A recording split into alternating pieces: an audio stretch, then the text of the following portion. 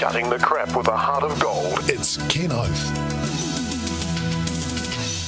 In response to some texts that have been coming in which accuse me of being a shill for the government just because I berate the imbeciles in the opposition.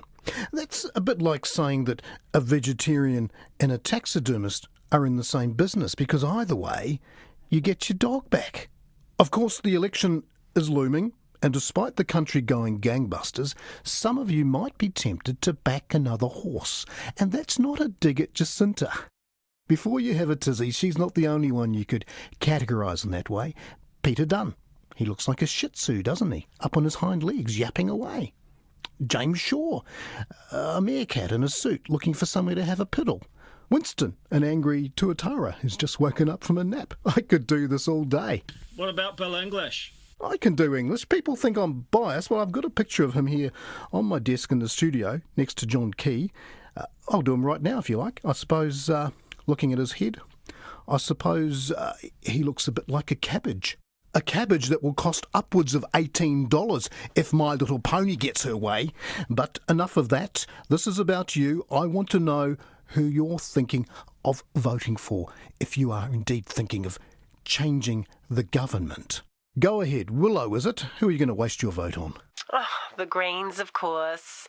I do care about the planet after all. Look, I care about the planet too. I just don't underestimate it as much as you guys do, who seem to think Mother Nature is more like a snivelling little girl. I think she can take what we dish out. She's more like my great aunt who smoked during pregnancy and drank and drove. Oh, Ken, can I give you some advice? As a start, I think you could really do with some apple cider vinegar, but make sure you don't mix it with polluted, unfiltered tap water. You know, just a few glasses of that contains enough fluoride to kill a horse. Not that I condone the killing of horses. Oh God, I'm sorry, that is really an inappropriate metaphor. I should probably come up with a non-violent one. Note to self. Well, you could say enough fluoride to give a blue whale the squits for a week, or perhaps enough to keep a solo mum on the dole from spending all day on Facebook. Not cool. You really need to check your middle-aged white male privilege, Ken. Okay, it seems intact, though if I listen to you much longer, I suspect it might shrivel up and fall off. I find that reference to not only be offensive, but also racist, as I suspect you are not picturing a penis of colour when you say that, are you? It's probably a pasty little pink one, isn't it? Well... And seriously, you are creating an unsafe workplace for any women or non-male gender, non-specific peoples who might be working with you, let alone your listeners. You're a bit of a dinosaur, aren't you? Sorry, love, I missed that bit. I was just getting an update in my ear on the cricket. But do go on. You were talking about ladies or something or other. I am actually worried about you, Ken. Tell me, do you ever turn off the Wi-Fi? We only have ours on for like 30 minutes a day max. Any more than that can cause brain cancer, amongst other toxic things. Sounds like you might have an issue with comprehension, and that's a classic symptom of high-frequency poisoning. Actually, I've been on this phone for way too long. I can actually feel the warm poison lake bubbling up on the wires. Okay, thanks, Willow, I think. I'll put you down for the Greens.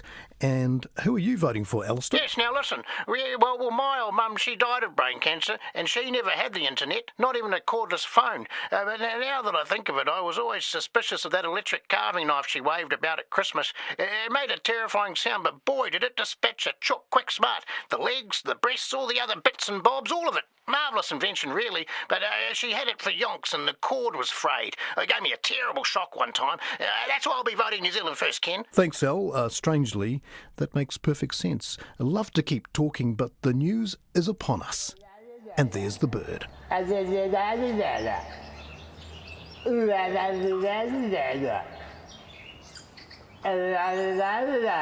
Matthew Hooton bird. Or Tamaki Makoto.